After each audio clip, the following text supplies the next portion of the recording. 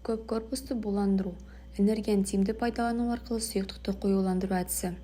Бұл қондырғы бірнеше буландыру камерасынан, корпусынан тұрады және әр корпус бірінен кейін бірі орналасады. Жұмыс істеу барысы келесідей. Бірінші корпусқа сырттан бу беріледі. Сырттан келген бу қыздыру үшін пайдаланылады.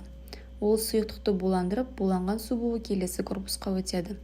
Пайда болған конденсат, яғни сұйыққа айналған бу сыртқа шығарылады. Төменнен бізде бастапқы шырын буландыруға түсетін сұйықтық енгізіледі.